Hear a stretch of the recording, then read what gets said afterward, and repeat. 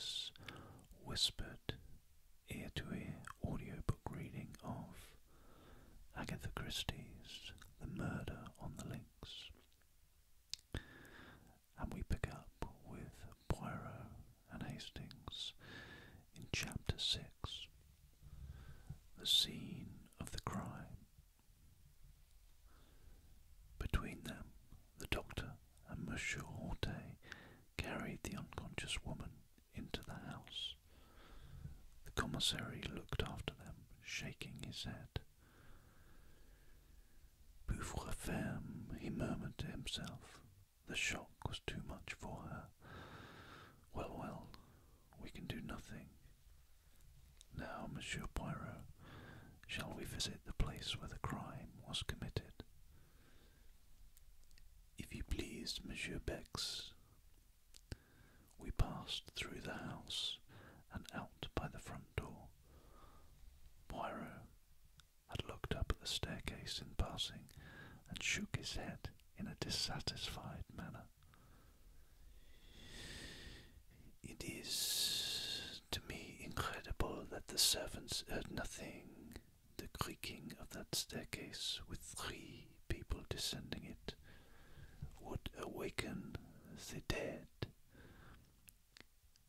It was the middle of the night, remember. They were sound asleep by then. Poirot continued to shake his head, as though not fully accepting the explanation. On the sweep of the drive, he paused, looking up at the house.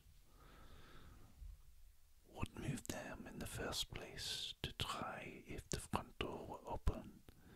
It was a most unlikely thing that it should be. It was far more probable that they should at once try to force a window. But all the windows on the ground floor are barred with iron shutters, objected the commissary. Poirot pointed to a window on the first floor. That is the window of the bedroom we have just come from, is it not? And see, there is a tree by which it would be the easiest thing in the world to mount. Possibly, admitted the other, but they could not have done so without leaving footprints in the flower bed. I saw the justice in his words. There were 2 large oval flower beds planted with scarlet geraniums, one each side of the steps leading up to the front door. The tree in question had its roots actually at the back of the bed itself, and it would have been impossible to reach without stepping on the bed. You see, continued the commissary, owing to the dry weather, no prints would show on the drive or paths, but on the soft mould of the flower bed it would have been a very different affair. Poirot went close to the bed and studied it attentively. As Bex had said, the mould was perfectly smooth. There was not an indentation on it anywhere. Poirot nodded, as though convinced, and we turned away. But he suddenly darted off and began examining the other flower bed. Monsieur Bex, he called, see here. Here are plenty of traces for you. The commissary joined him and smiled. My dear Monsieur Poirot, those are without doubt the footprints of the gardener's large hobnailed boots. In any case, it would have no importance, since this side we have no tree, and consequently no means of gaining access to the upper story. True, said Poirot, evidently crestfallen. So, you think these footprints are of no importance? Not the least in the world. Then, to my utter astonishment, Poirot pronounced these words. with you. I have a little idea that these footprints are the most important things we have seen yet. Monsieur Bex said nothing, merely shrugged his shoulders. He was far too courteous to utter his real opinion. "Shall we proceed?" he asked instead. "Certainly. I can investigate this matter of the footprints later," said Poirot cheerfully.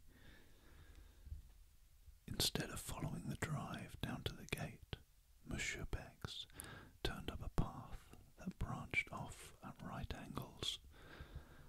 It led up a slight incline round to the right of the house, and was bordered on either side by a kind of shrubbery. Suddenly it emerged into a little clearing from which one obtained a view of the sea. A seat had been placed here, and not far from it was a rather ramshackle shed. A few steps further on, a neat line of small bushes marked the boundary of the villa grounds. Monsieur Bex pushed his way through these, and we found ourselves on a wide stretch of open downs. I looked round and saw something that filled me with astonishment. "Why, this is a golf course," I cried. Bex nodded. "The limits are not completed yet," he explained. "It is hoped to be able to open sometime next month. It was some of the men working on them who discovered the body early this morning." I gave a gasp. A little to my left, where for the moment I had overlooked it, was a long narrow pit, and by it, face downwards, was the body of a man. For a moment my heart gave a terrible leap, and I had a wild fancy that the tragedy had been duplicated. But the commissary dispelled my illusion by moving forward with a sharp exclamation of annoyance. "What have my police been about?" They had strict orders to allow no one near the place without proper credentials. The man on the ground turned his head over his shoulder. "But I have proper credentials," he remarked, and rose slowly to his feet. "My dear Monsieur Gerard," cried the commissary, "I had no idea that you had arrived even. The examining magistrate has been awaiting you with the utmost impatience." As he spoke, I was scanning the newcomer with the keenest curiosity. The famous detective from the Paris Sûreté was familiar to me by name, and I was extremely interested to see him in the flesh. He was very tall, perhaps about 30 years of age, with auburn hair and a moustache and a military carriage. There was a trace of arrogance in his manner which showed that he was fully alive to his own importance.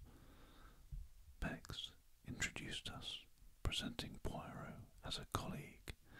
A flicker of interest came into the detective's eyes. "I know you by name, Monsieur Poirot," he said. "You got quite a figure in the old days, didn't you? But methods are very different now." "Crimes, though, are very much the same," remarked Poirot gently. I saw at once that Gerard was prepared to be hostile. He resented the other being associated with him, and I felt that if he came across any clue of importance, he would be more than likely to keep it to himself. "The examining magistrate," began Bex again, but Gerard interrupted him rudely. "A fig for the examining magistrate. magistrate. "The light is the important thing. For all practical purposes, it will be gone in another half-hour or so. I know all about the case, and the people at the house will do very well until tomorrow. But if we're going to find a clue to the murderers, here is the spot we shall find it." "Is it your police who have been trampling all over the place? I thought they knew better nowadays." "Assuredly they do. The marks you complain of were made by the workman who discovered the body." The other grunted disgustedly. "I can see the tracks where the three of them came through the hedge, but they were cunning. You can just recognize the centre footmarks as those of Monsieur Renaud, but those on either side have been carefully obliterated. Not that there really would be much to see anyway on this hard ground, but they weren't taking any chances." "The external sign," said Monsieur Poirot. "That is what you seek, eh?" The other detective stared. "Of course." A very faint smile came to Poirot's lips. He seemed about to speak, but checked himself. He bent down to where a spade was lying. "That's what the grave was dug with, right enough," said Gerard. "But you'll get nothing from it. It was Renaud's own spade, and the man who used it wore gloves. Here they are." He gesticulated with his foot to where the two soiled, earth-stained gloves were lying. "And they're Renaud's too, or at least his gardener's. I tell you, the men who planned out this crime were taking no chances. The man was stabbed with his own dagger, and would have been buried with his own spade. They counted on leaving no traces. But I'll beat them. There's always something, and I mean to find it." But Poirot was now apparently interested in something else, a short, discoloured piece of lead piping which lay beside the spade. He touched it delicately with his finger. "And does this too belong to the murdered man?" he asked, and I thought I detected a subtle flavour of irony in the question. Gerard shrugged his shoulders to indicate that he neither knew nor cared. "May have been lying around here for weeks. Anyway, it doesn't interest me." "I, on the contrary, find it very interesting," said Poirot sweetly. I guessed that he was merely bent on annoying the Paris detective, and if so, he succeeded. The other turned away rudely, remarking that he had no time to waste, and bending down, he resumed his minute search of the ground. Meanwhile, Poirot, as though struck by a sudden idea, stepped back over the boundary and tried the door of the little shed. "That's locked," said Gerard over his shoulders, "but it's only a place where the gardener keeps his rubbish. The spade didn't come from there, but from the tool shed up by the house." "Marvellous," murmured Monsieur Bex to me ecstatically. "He has been here but half an hour, and he already knows everything. What a man! Undoubtedly, Gerard is the greatest detective alive today." Although I disliked the detective heartily, I nevertheless was secretly impressed. Efficiency seemed to radiate from the man.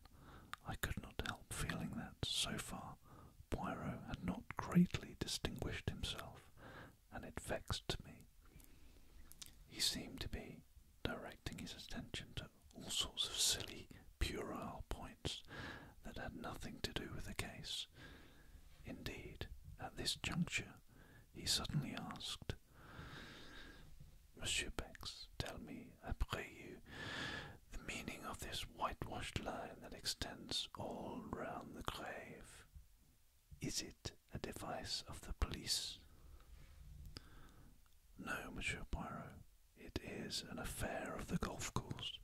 It shows that there is here to be a bunker, as you call it. A bunker, Poirot turned to me. That is the irregular hole filled with sand and a bank at one side, is it not? I concurred. You do not play golf, Monsieur Poirot? Inquired Bex. I never. What a game. He became excited. Figure to yourself, each hole is of a different length. The obstacles, they are not arranged mathematically. Even the greens are frequently up one side. There is only one pleasing thing. How do you call them? Tee boxes. They are at least symmetrical. I could not refrain from a laugh at the way the game appeared to Poirot, and my little friend smiled at me affectionately, bearing no malice. Then he asked, "But Monsieur Renaud, without doubt, he played the golf?" Yes, he was a keen golfer. It's mainly owing to him and his large subscriptions that this work is being carried forward. He even had a say in the designing of it. Poirot nodded thoughtfully. Then he remarked, "It was not a very good choice they made of a spot to bury the body. When the men began to dig up the ground, all would have been discovered." "Exactly," cried Gerard triumphantly, "and that proves that they were strangers to the place. It's an excellent piece of indirect evidence." "Yes," said Poirot doubtfully, "no one who knew would bury a body there unless they wanted it to be discovered, and that is clearly absurd, is it not?" Gerard did not even trouble to reply. "Yes," said Poirot in a somewhat dissatisfied voice. "Yes, undoubtedly absurd."